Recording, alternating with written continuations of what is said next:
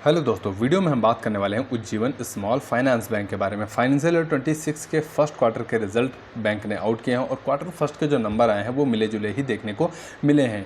इनकी अगर हम एसेट क्वालिटी देखेंगे तो दिक्कतें यहाँ पर भी हमें देखने को मिली है, साथ ही साथ इनका जो नेट इनकम मार्जिन है वहाँ पर भी दिक्कत हमें देखने को मिली है। इसके अलावा वीडियो में सबसे ज़्यादा नॉलेज आपको मिलने वाला है, क्योंकि इस वीडियो में हम उज्जीवन स्मॉल फाइनेंस बैंक के पिछले 5 सालों का जो है वो ट्रैक रिकॉर्ड हम लेकर आए हैं कि पिछले 5 साल जो बैंक ले रहे हैं वो हमें कैसे देखने को मिले हैं और कैसी ग्रोथ रही है पिछले 5 सालों में या फिर डी ग्रोथ देखने को मिली, इन सभी के बारे में हम वीडियो में बात करेंगे। तो वीडियो की शुरुआत में सबसे पहले डिपॉजिट की बात करते हैं। डिपॉजिट की अगर हम बात करते हैं तो यहाँ पर टोटल डिपॉजिट बुक आप देखेंगे 38,619 करोड़ की डिपॉजिट बुक हमें देखने को मिली है और ये डिपॉजिट बुक साल दर साल 19% जो है वो इंक्रीज़ होती हुई नज़र आई, जैसा अपडेट में भी आपने देखा होगा, मैंने वीडियो अपडेट किया था। तो डिपॉजिट का नंबर आप देख रहे हैं बढ़ता हुआ नज़र आ रहा है, जो कि अच्छी बात है। तो यहाँ पर बैंक के नंबर अगर आप देखेंगे तो पॉजिटिव जो है वो हमें देखने को मिले हैं। डिपॉजिट में अगर सबसे ज़्यादा आप नंबर देखेंगे तो रिटेल जो है वो टर्म डिपॉजिट का ही नंबर देखने को मिलेगा 18,503 करोड़ का।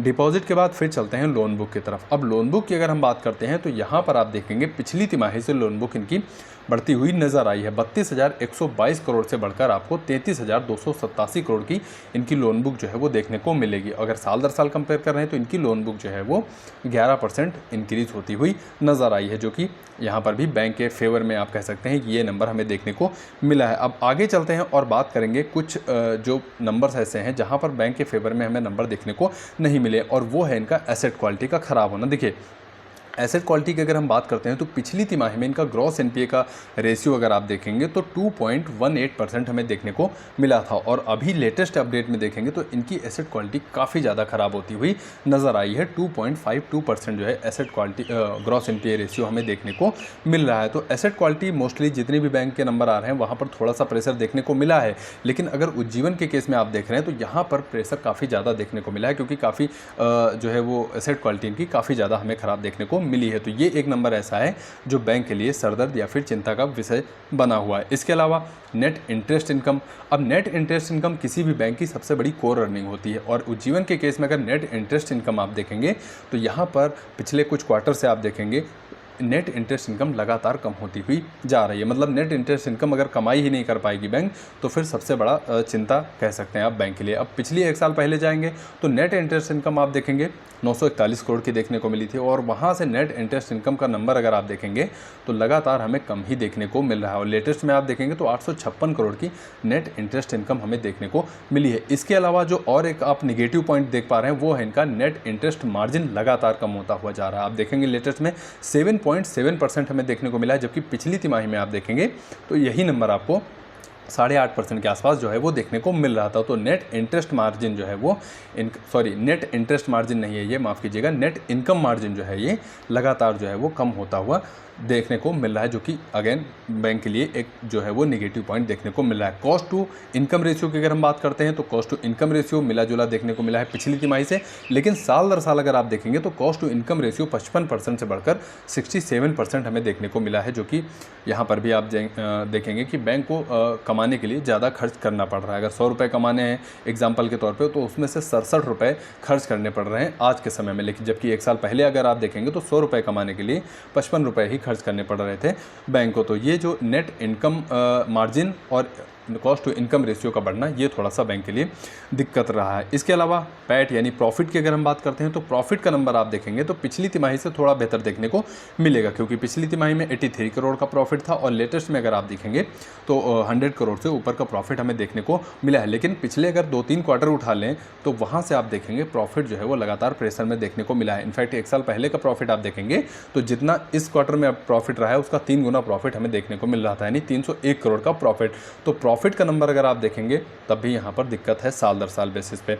आरओई यानी रिटर्न ऑन इक्विटी की हम बात करते हैं तो ये भी नंबर आपको खराब ही देखने को मिल रहा है। ईपीएस यहाँ पर आप देख पा रहे हैं 50 पैसे के आसपास देखने को मिल रहा है, जो कि 1 साल पहले अगर आप देखेंगे तो 1.5 रुपये के आसपास हमें देखने को मिल रहा था। तो कुछ नंबर काफ़ी ज़्यादा हमें यहाँ पर दिक्कत वाले देखने को मिल रहे हैं जो है वो उज्जीवन स्मॉल फाइनेंस बैंक के केस में। अब पिछले 5 सालों का अगर हम ट्रैक रिकॉर्ड देखते हैं बैंक का तो टोटल डिपॉजिट नंबर देखेंगे तो पिछले 5 सालों में डिपॉजिट का नंबर इंक्रीज़ होता हुआ हमें देखने को मिल रहा है, और डिपॉजिट का नंबर इंक्रीज़ हो रहा है तो कह सकते हैं कि चलो ठीक है, बैंक के डिपॉजिट इंक्रीज़ हो रहे हैं। लेकिन डिपॉजिट के नंबर के साथ साथ और चीज़ें ऐसी हैं जहाँ पर बैंक के नंबर निगेटिव साइड पर देखने को मिल रहे हैं। तो बैंक का डिपॉजिट अगर आप देखेंगे पिछले 5 सालों का तो इंक्रीज़ फॉर्म में देखने को मिल रहा है। कासा रेशियो यानी करंट अकाउंट और सेविंग अकाउंट का अगर रेशियो आप देखेंगे तो लगभग मिला जुला ही देखने को मिलेगा। पिछले अगर 2-3 साल का नंबर देख लेंगे 25% के आसपास इनका कासा रेशियो हमें देखने को मिल रहा है। तो ये हो गया डिपॉजिट के केस में। एडवांसेज यानी लोन बुक की अगर हम बात करते हैं तो यहाँ पर भी जो है बैंक के नंबर ठीक ठाक देखने को मिल रहे हैं, क्योंकि पिछले 5 सालों से इनकी लोन बुक जो है वो लगातार इंक्रीज़ फॉर्म में ही हमें देखने को मिल रही है। तो डिपॉजिट के केस में और लोन बुक के केस में इनके नंबर पिछले 5 सालों के बेहतर दिखे हैं।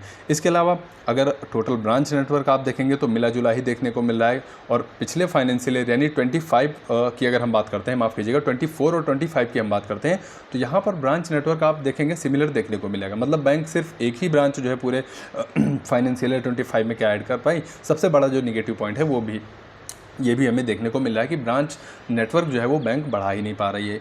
एक दिक्कत ये हमें देखने को मिल रही है। इसके अलावा कुछ अगर उसकी बात करते हैं रेशियो की, तो यहाँ पर नेट इनकम मार्जिन अगर आप देखेंगे तो वो तो मैंने आपको बता दिया। पिछले 5 सालों का अगर आप देखेंगे तो मिला जुला है, लेकिन कम ही देखने को मिल रहा है, क्योंकि फाइनेंशियल ईयर 24 में अगर आप देखेंगे तो 9.1 देखने को मिल रहा था और लेटेस्ट में 8.8% देखने को मिल रहा है। तो ये नेट इनकम मार्जिन भी दिक्कत है। अब प्रॉफिट की अगर हम बात करते हैं तो प्रॉफिट में के केस में अगर आप जाएंगे तो प्रॉफिट अगर फाइनेंशियल ईयर 23 की हम बात करते हैं और 24 की बात करते हैं तो फाइनेंशियल ईयर 25 जो है पिछले 2 फाइनेंशियल ईयर के अपेक्षा काफ़ी ख़राब देखने को मिला है, क्योंकि बैंक का प्रॉफिट मात्र 726 करोड़ ही देखने को मिल पा रहा है। इसके अलावा एसेट क्वालिटी का नंबर अगर आप देखेंगे तो यहाँ पर FY 24 के दौरान अगर आप देखेंगे तो नेट NPA इनका जो देखने को मिला था 0.3% देखने को मिला था, और 25 में आप देखेंगे 0.5% हमें देखने को मिल रहा था। ग्रॉस NPA का नंबर तो पिछले साल से इन्होंने संभाल के रखा हुआ है या फिर बचा लिया है, लेकिन नेट NPA जो है इनका काफ़ी ज़्यादा ख़राब होता हुआ नज़र आ रहा है। तो ये एक छोटा सा वीडियो था उज्जीवन स्मॉल फाइनेंस बैंक के क्वार्टर फर्स्ट के अपडेट रिजल्ट के बारे में। उम्मीद करता हूँ वीडियो के माध्यम से आपको काफ़ी ज़्यादा जानकारी मिली होगी।